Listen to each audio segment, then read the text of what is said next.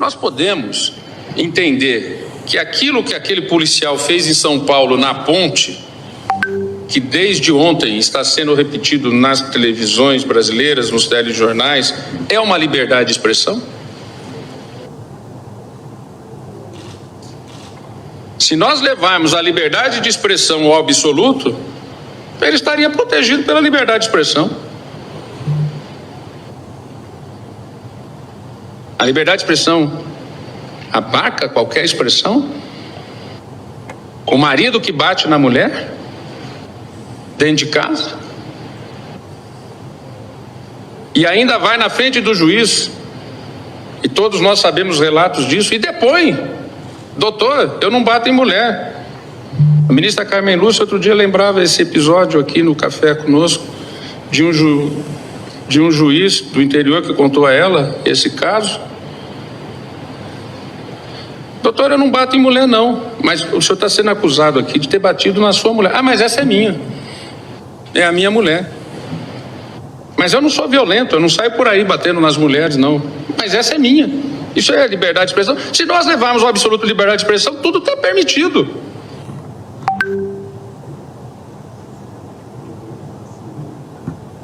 Parece brincadeira, mas você ouviu. É como colocou o Deltan Dallagnol. Nunca, jamais, em nenhum lugar algum, em nenhum momento, ninguém cogitou que o direito à liberdade de expressão engloba também jogar pessoas de ponte, espancar esposa, só na cabeça do Toffoli, do ministro Toffoli. Olha a comparação absurda, estapafúrdia que ele fez para justificar a censura. Cadê a racionalidade? Cadê o bom senso? Cadê as pessoas de bom senso nesse país para chegar e dizer, ó, tá aí, eles não têm nem argumento. Mas querem calar você.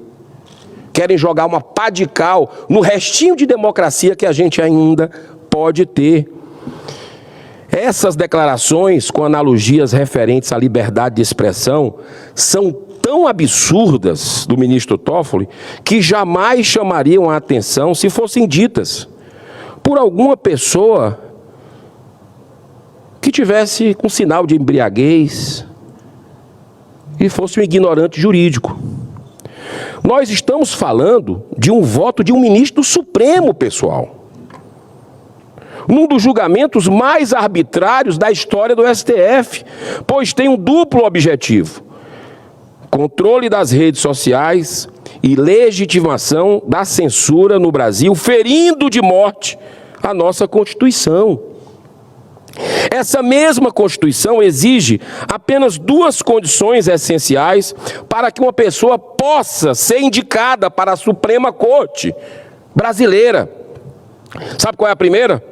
A primeira é o notório ou notável saber jurídico. Isso significa, na visão dos constituintes, que não basta apenas a formação superior em direito. É muito mais do que isso. Trata-se de um conhecimento acima da média, demonstrado ao longo da vida. A segunda condição é a reputação ilibada. Novamente, os constituintes quiseram destacar que essa pessoa deve desfrutar, no âmbito da sociedade, de uma reconhecida idoneidade moral. Ou seja, qualidade de uma pessoa íntegra, sem manchas na vida, em outras palavras, incorruptível.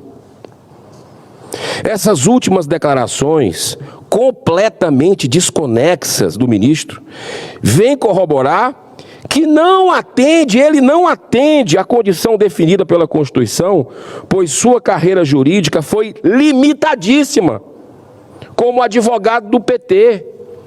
Essa fala dele escancara um despreparo completo. Ele comparou alho com bugalho, banana com melancia. Ele comparou coisas que não têm relação. O Toffoli também ganhou uma péssima notoriedade quando anulou as condenações de Marcelo Odebrecht e do empresário Léo Pinheiro, ex-presidente da OAS. Ambos foram os principais colaboradores da Lava Jato e como réus confessos, aceitaram devolver aos cofres públicos mais de 10 bilhões de reais que roubaram do povo brasileiro. O Toffoli foi lá e anulou. Ou seja, esse dinheiro caiu do céu. Daqui a pouco, esse dinheiro desviado, nós vamos ter que devolver para os caras que desviaram, porque esse dinheiro voltou para o Brasil. Além disso, foi Léo Pinheiro, senhor presidente, que apresentou as principais provas materiais e testemunhais sobre o escândalo do triplex do Guarujá, que levou à condenação do Lula. Sim, do presidente da República hoje no Brasil, que foi condenado em 3 instâncias. A gente não pode esquecer isso. Quando a gente fala isso lá fora, as pessoas não entendem como é que é. Foi condenado em 3 instâncias por corrupção e lavagem de dinheiro, Lula. Detalhe, por dezenas de juízes. Na primeira instância, que um colega nosso sentenciou, o Sérgio Moro, quando chegou na segunda, aumentaram a pena porque viram que tinha coisas mais graves, que mereciam a pena maior. Aí, por um malabarismo jurídico, o STF resolve por um CEP. Por um CEP. Ou seja, não diz que ele foi absolvido, o processo apenas foi invalidado porque foi feito no lugar errado. Mas está lá, o nome de Lula é citado em centenas de vezes em delações premiadas. Isso ninguém apaga da história, não. Isso é a verdade sempre triunfa, tá? Mais cedo ou mais tarde, a verdade sempre triunfa. É a história da humanidade que mostra isso. E o bem vai prevalecer, a justiça vai prevalecer. Agora, senhor presidente, foi justamente o Marcelo Odebrecht o responsável pela organização de um departamento em sua empresa exclusivamente para administrar o pagamento de propina. O que é que você precisa de mais sinal?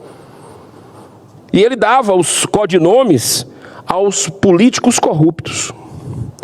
Um dos codinomes que teve a maior repercussão até hoje foi o amigo do meu pai.